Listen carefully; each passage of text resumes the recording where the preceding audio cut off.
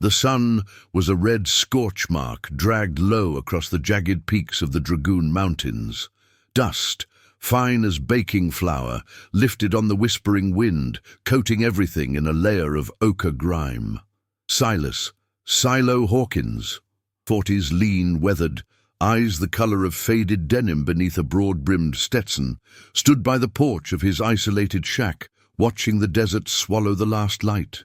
His was a life carved out of silence, his only companions, the dry scrub and the relentless gnawing heat that lingered even as night approached.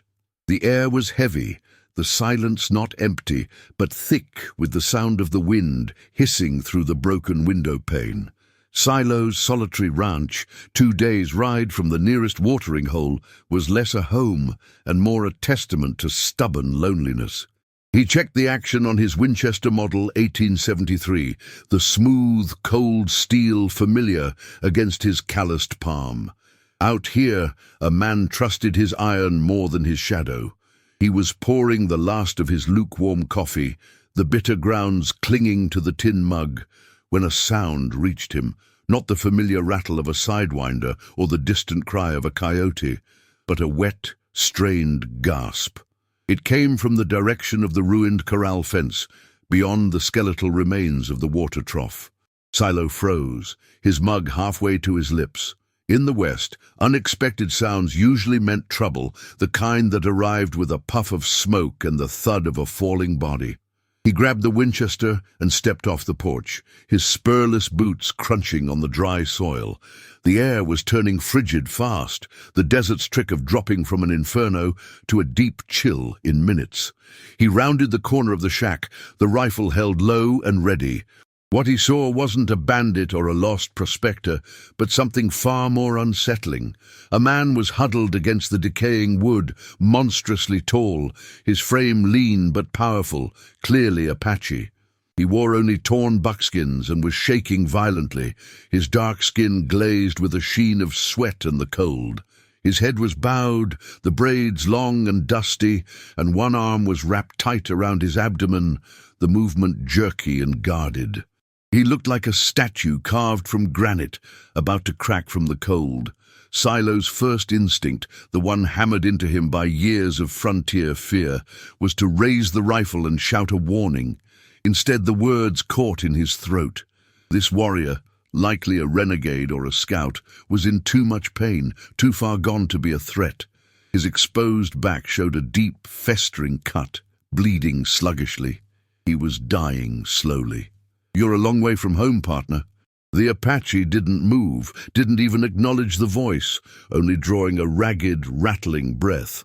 Silo holstered the Winchester. He knew the frontier code.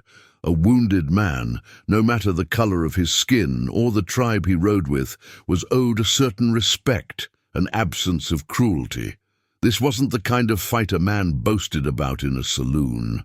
Silo returned to his shack, grabbed the only 2 things he owned that held warmth, a tin of salted meat and his last threadbare wool blanket, a keepsake from his late wife. When he returned, he tossed the blanket gently onto the dust beside the warrior. "Take it. The desert'll gut you by midnight." The Apache finally lifted his head.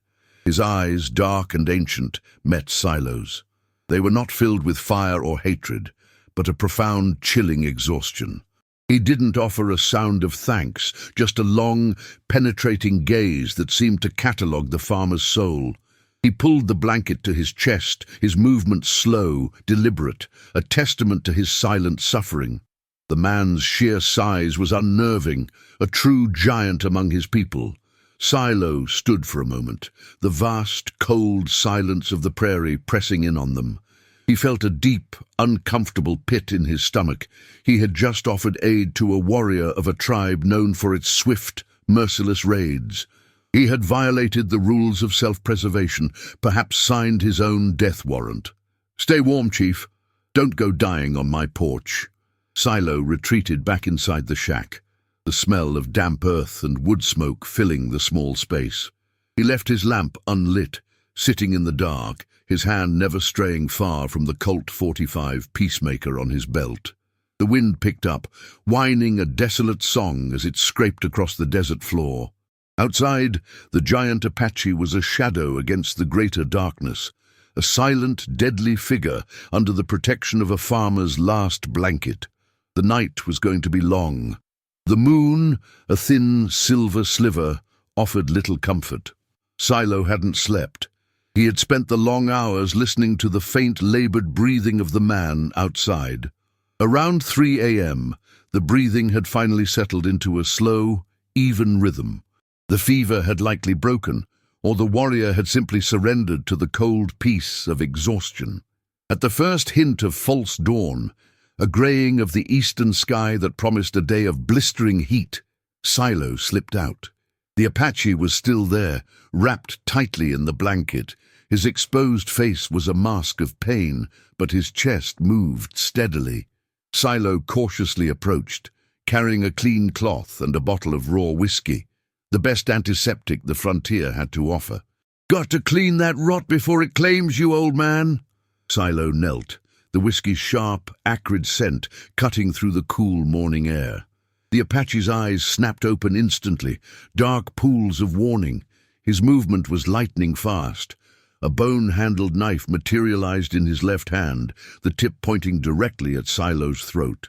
Despite his injury, the warrior still possessed a terrifying, coiled strength. "I ain't here to scalp you, partner, just to save you the trouble of bleeding out." Silo held up his empty hands, a gesture of peace and a challenge of nerve. The Apache studied him, the dusty boots, the faded denim, the lines of honest labor etched around the farmer's mouth. The silence stretched thin, punctuated only by the creak of the windmill down the hill. It was a test, a silent negotiation over life and death. Slowly, almost imperceptibly, the warrior lowered the knife, but did not sheathe it. Silo took it as permission. He cleaned the wound, pouring the burning whiskey over the jagged tear in the warrior's flank. The Apache didn't make a sound, only an involuntary clench of his jaw, a silent testament to a lifetime of enduring pain. When he finished, Silo offered the canteen of water. The warrior drank deeply, his eyes never leaving Silo's. Finally, a single guttural word escaped him, rough as dried leather. "Geronimo." "Silo. Silo Hawkins. You. Why?" It was not a question of gratitude, but one of primal curiosity and suspicion. Silo shrugged, tying the last piece of bandage tight. The sun was now cresting the horizon, painting the desert in streaks of crimson and gold. "Debt, pure and simple. Ain't no man deserves to die cold and alone. Keeps a man from sleeping, you see." He packed up his meager supplies, leaving the blanket draped over the warrior. He was about to return to the shack when a sound, unlike anything he had heard before, cut through the quiet.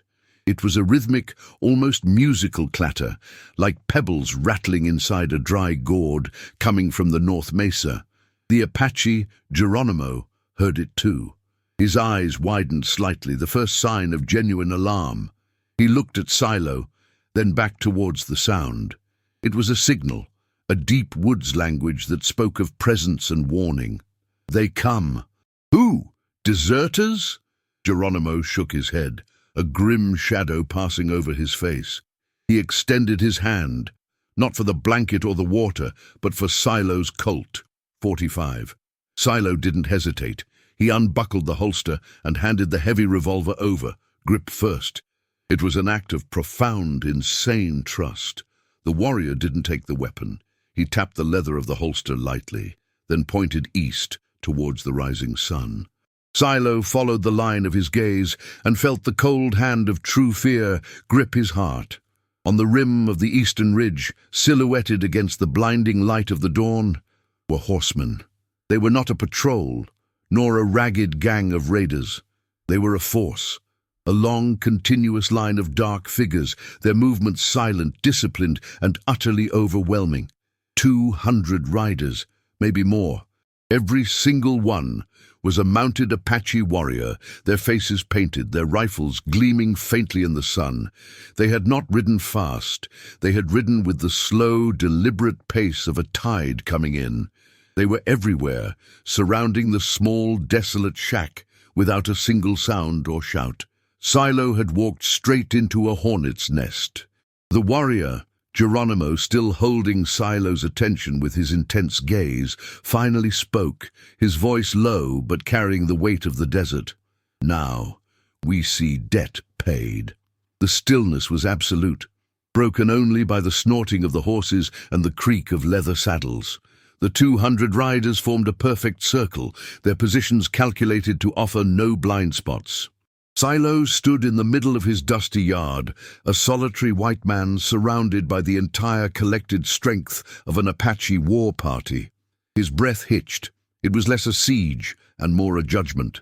From the center of the largest group, a Cheyenne-style war bonnet with a long, trailing feather stream moved forward.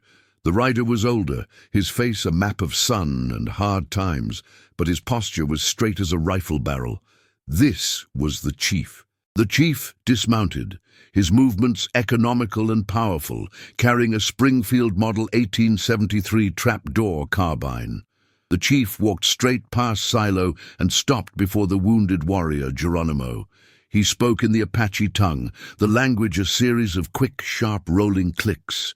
Geronimo answered in low tones, pointing occasionally to his wound, the blanket, and finally to Silo. The chief turned, his dark eyes like polished obsidian, taking in Silo's faded flannel shirt and his simple, hard-working hands. His silence was heavier than any shout. Silo stood his ground, meeting the gaze, refusing to appear submissive or fearful. "Sir, I take it you're the chief. My name is Silo Hawkins. I found your man freezing and I helped him. That's the sum of it." The chief's lips barely moved as he spoke in surprisingly clear, deliberate English. "You gave Cochise's brother your last comfort. A white man's blanket to a Chiricahua. That takes a kind of blindness or a kind of courage. Which is it, settler?" Silo felt a chill deeper than the morning air. Cochise. He had given aid to the brother of the legendary Apache leader, a man whose name struck terror into every post and settlement from Texas to Arizona. The gamble he took was now costing him everything. "Neither, Chief. It's just how things are done where I come from. A debt is owed, and a man doesn't let another man freeze to death on his patch." A younger warrior, lean and hostile, began speaking loudly in Apache, pointing at Silo's Colt 45, still holstered on Geronimo's belt. Cochise raised a hand, cutting off the noise instantly. The silence returned, profound and demanding. "My brother says you are not a thief. He says you are not a soldier. You are a farmer. But the air around you is dry iron. There is a reason for this. I left my past behind, Cochise. Came out here to scratch a living from the dirt.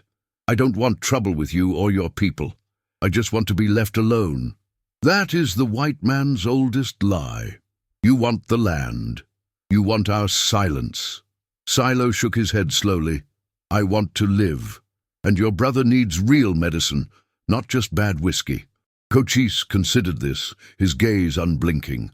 The sun was rising higher, the heat already beginning to bake the dust. The smell of horses and leather and wood smoke from the camp was faint but distinct. He finally gave a sharp nod to two of his warriors. "We leave at noon. You come with us, Silo Hawkins. My brother owes you life. I owe you answer. But if you try to run, or if you hold a bad thought in your heart, my debt is paid in lead." The younger warrior, his face painted with angry red stripes, stepped forward and roughly pulled the Colt 45 from Geronimo's holster, placing it into Cochise's hand. He then ripped the blanket from the wounded man, tossing it back at Silo's feet. "The gift is over. Now the journey." Silo didn't argue. Silo. He knew that the line between prisoner and guest on the frontier was razor thin, but he had a choice. A quick death trying to fight 200 warriors, or a slow, tense journey where his every action would be scrutinized. He picked up the blanket, folded it neatly, and placed it on his porch. The silence from the riders was unnerving. His fate now lay with the sun-baked plains and the judgment of a famous, dangerous chief. The heat was an enemy you couldn't shoot. By mid-afternoon, The sun beat down like a hammer on an anvil, and the desert seemed to shimmer in the distorted air. Silo rode a spare, scrawny pony alongside Cochise, the vast, silent column of Apache warriors surrounding them like a moving fortress. The air was thick with dust and the smell of scorched sagebrush. They moved deep into a territory Silo knew only by legend, the hidden trails of the Chiricahua. The journey was a mental ordeal. No one spoke. The only sounds were the rhythmic hoofbeats and the jingle of gear. Silo was conscious of the 100 eyes, tracking his every twitch, his every labored breath. He kept his spine straight, remembering the code, "Show fear, and you'll find a grave." They arrived at a dry canyon. It was a perfect spot for an ambush, the walls sheer and shadowed. The warriors dismounted, their movements fluid and practiced. Silo felt his throat was lined with sandpaper. He hadn't had a drink in hours, and the heat was beginning to play tricks on the edges of his vision. Cochise gestured toward a small, seemingly empty depression in the rock. "Thirst is a hard lesson, Hawkins. It strips a man to what he truly is." "I'm aware, Chief. The desert don't care who you are." The chief's eyes glinted. He gave a sharp signal, and a young brave brought 2 identical heavy leather canteens. Cochise opened the first and took a long, slow drink. He wiped his mouth and handed the full canteen to the young brave. "This is yours for your duty." He then opened the second canteen and handed it to Silo. It was nearly empty, barely a cupful of cool, clear water. "This is for the white man. The debt is life for life, not comfort for life." The young brave standing next to Silo had the full canteen. Silo knew the test. The full canteen was a mocking demonstration of the chief's power, a temptation designed to break his resolve. The Apache warrior stared straight ahead, his face impassive. Silo's hand trembled slightly, but he didn't move. "You're looking to see if I'm a thief, Chief. I am looking to see if you have honor when the fire is in your throat."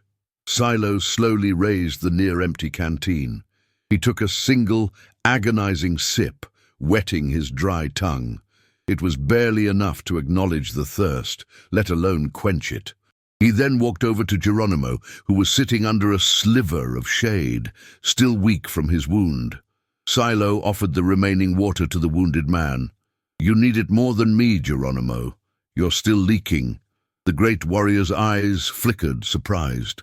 He looked at the water, then at Cochise, who watched the exchange with an intense, unreadable expression. Geronimo accepted the canteen and drank the remaining drops. It was a gesture of respect, a quiet acknowledgement of the farmer's choice. Cochise spoke, his voice losing some of its hardness. "A debt paid in wisdom is better than one paid in silver."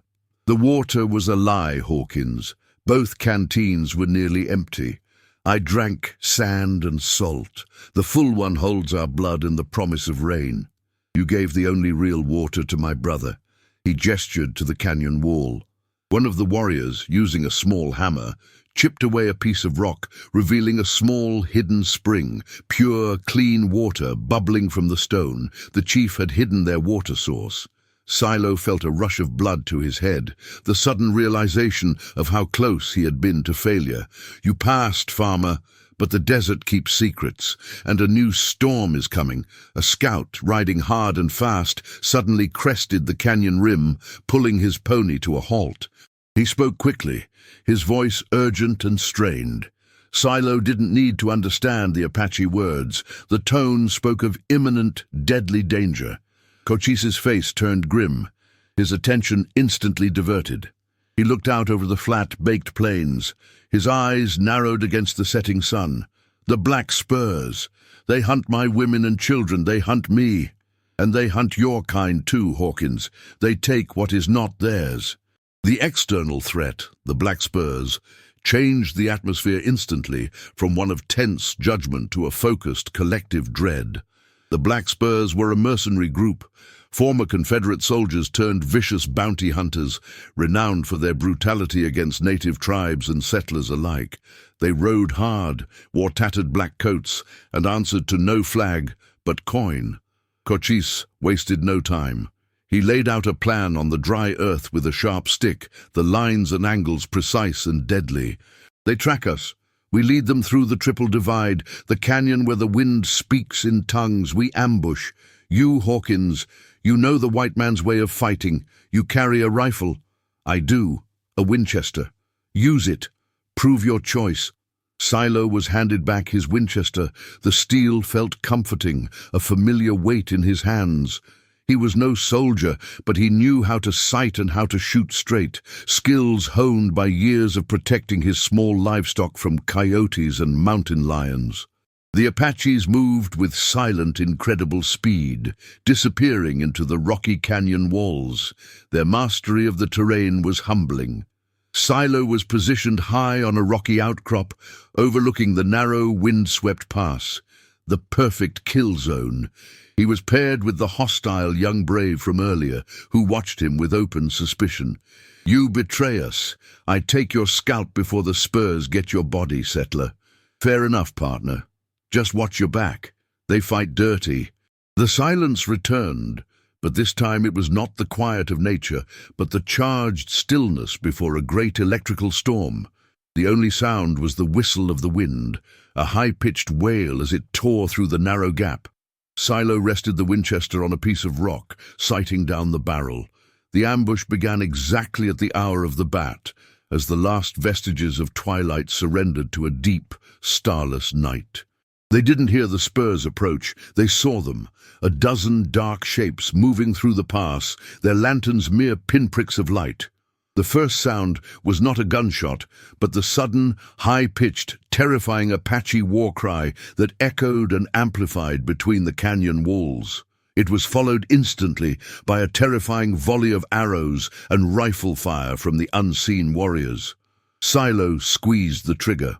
His first shot found the lantern of the lead rider, shattering it. The second shot brought the man down. The smell of gunpowder filled the air, acrid and intoxicating. The black spurs, caught in the perfect crossfire, panicked, their frantic shouts swallowed by the canyon's merciless acoustics. Silo shot with a farmer's steady hand, precise and without malice. He picked targets based on threat, the one aiming his Sharps rifle at an exposed Apache, the one trying to organize a retreat. The young brave beside him was a whirlwind of action, his bow releasing arrows with lethal precision. They ride hard, they try to flank. The battle was brutal and quick. The spurs, skilled but disorganized, were no match for the Apache's tactical advantage and ferocity. Within 10 minutes, the fighting stopped. The silence that followed was heavy and final, broken only by the groans of the wounded and the whimpers of a loose, riderless horse. Silo lowered his Winchester, the barrel smoking hot. He looked at the young brave, who was bleeding slightly from a graze on his cheek. The brave looked back, his eyes no longer hostile, but assessing.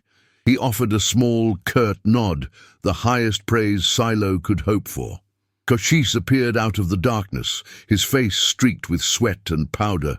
He looked at the carnage below. 6 dead spurs, 4 captured. The rest fled into the wilderness. He looked at Silo. You did not shoot the one that fled. You only shot the ones that fought. They'll spread word, Chief. Better they know who they're up against. They'll be back, with more. This ain't over. Cochise nodded, a deep, satisfied sound. I know, Hawkins. The white man's greed does not sleep, but now you have bought your place at my fire. You will stand your final test at dawn. They rode through the night, leaving the carnage behind. At dawn, the air was cool and crisp, but the tension was at its breaking point. They stopped at a high plateau, overlooking a vast, fertile valley, the hidden settlement of the Chiricahua. Smoke drifted lazily from many teepees. The life of the tribe was visible below. Silo was led to a flat, circular area where the rest of the 200 warriors awaited. They had returned, silent and present, their numbers now fully visible and overwhelming. In the center, Cochise, Geronimo, and the Council of Elders sat. The 4 captured black spurs, their hands bound with leather strips, were kneeling nearby, their faces bruised and defeated. Cochise raised his hand. The gathered warriors were absolutely silent. The sound of a faraway bird was the loudest noise in the valley. "Silo Hawkins, you saved my brother's life with your blanket. You honored your debt by sharing your water. You proved your courage by fighting our enemy. Your heart is not poison." He walked over to the bound mercenaries. Their leader, a scarred man named Merritt, spat blood onto the dust. "Now, the final test. This man, Merritt, he has taken our land, our horses, and our peace. He and his men hunted us like animals. By our law, their lives belong to the ground they defiled." Cochise drew a long, razor-sharp flint knife from his belt. He handed it to Silo. "You are a man of the white man's law. What is your judgment? By your law, these men would hang on a rope in a dusty town. Here, there is only our justice. You decide, Hawkins." The silence was crushing. Silo stared at the knife, then at the defeated, snarling face of Merritt.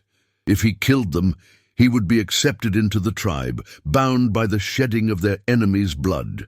If he let them go, he would be seen as weak, or perhaps still loyal to the white man's code, sealing his own execution. Silo dropped the knife onto the dusty ground, the sound clanking loudly against the profound silence. "I won't do it, Chief." A collective gasp went through the warriors. The hostile young brave drew his bow taut, the arrow aimed at Silo's chest. "I won't do it, not for acceptance and not for fear. My life is mine and theirs is theirs. Your way, Chief, is life for life.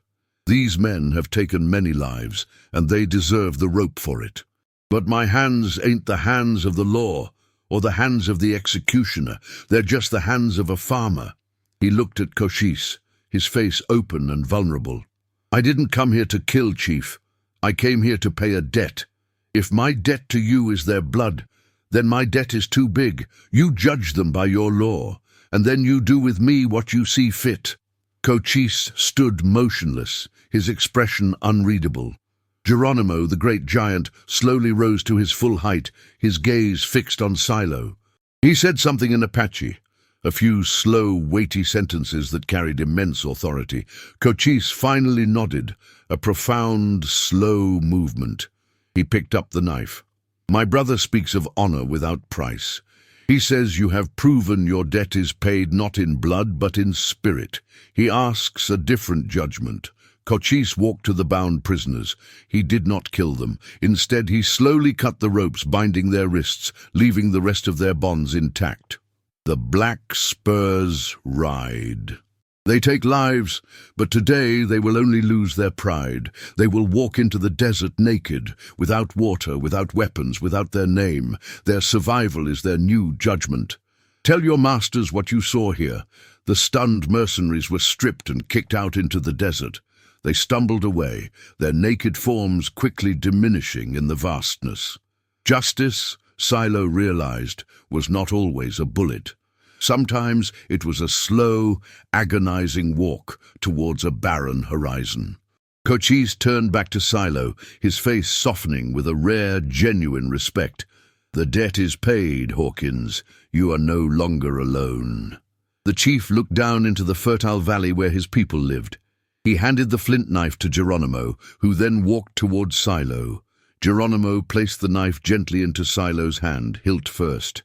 "You share the wind now, Farmer Silo. You are safe on this land." Silo looked at the valley, then back at the 200 silent, watchful horsemen, who now seemed less like a threat and more like a silent, formidable shield. The sun was fully risen, bathing the valley in golden light. He knew his lonely life was over. He had paid a debt and gained a family, a dangerous, honorable, and intensely loyal family, simply by giving his last comfort to a freezing giant. His place on the frontier was redefined forever.